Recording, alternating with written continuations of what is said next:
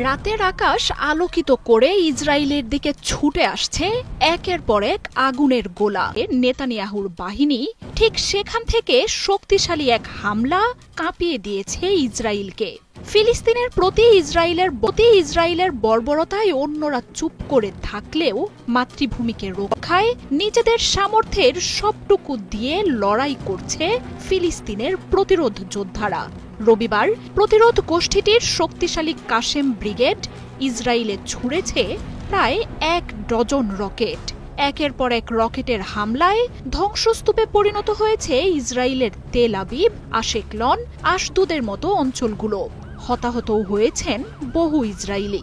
ইসরায়েলের আকাশ ছোঁয়া সুউচ্চ ভবনগুলোতে আঘাত হানে রকেটগুলো।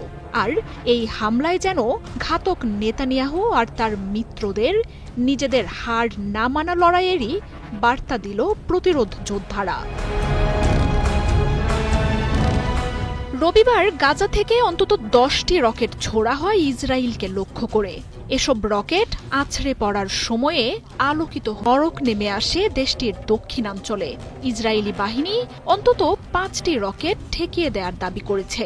তবে রকেটের বিস্ফোরণ আর আগুনে বহু ইসরায়েলি হতাহত হয়েছে বলে উঠে এসেছে সামাজিক যোগাযোগ মাধ্যমগুলোতে।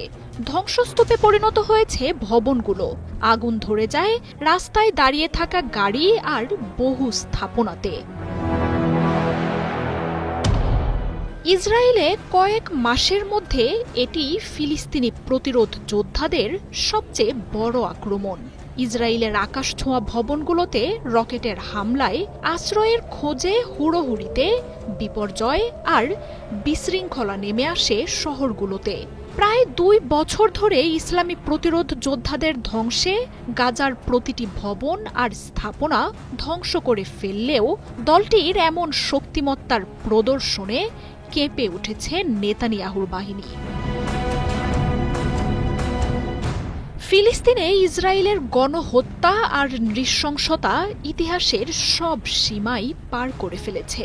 নেতানিয়াহুর বাহিনীর ছোড়া বোমায় ছিন্ন ভিন্ন হয়ে উড়ে যাচ্ছে গাজার বাসিন্দারা। যুদ্ধবিরতি লঙ্ঘন করে নতুন করে হামলা শুরুর পর 5 শতাধিক শিশুর প্রাণ কেড়ে নিয়েছে ইসরায়েলের এই দানবেরা। তাদের নৃশংসতা থেকে ছাড় পাচ্ছে না কেউই। বলতে গেলে গোটা গাজাই এখন ধ্বংসস্তূপে পরিণত হয়েছে। গাজার এমন পরিণতিতেও মুসলিম দেশগুলো রয়েছে চুপ করে।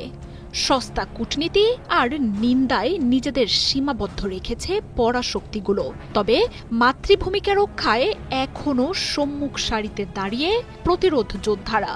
ফিলিস্তিনের যেই প্রতিরোধ দলটিকে ধ্বংস করতে হাজার হাজার টন বোমা ফেলছে ইসরায়েলি বাহিনী, সেই যোদ্ধারা এখনও যে শেষ হয়ে যায়নি তারই এক ভয়াবহ বার্তাই পাঠানো হয়েছে ইসরায়েলকে। যুক্তরাষ্ট্রে ট্রাম্পের সাথে দেখা করতে যাওয়ার সময় আকাশে থেকেই সেই হামলার দৃশ্য হয়তো দেখতে পেয়েছেন নেতানিয়াহু। মার্জিয়া উপমা, ৭১।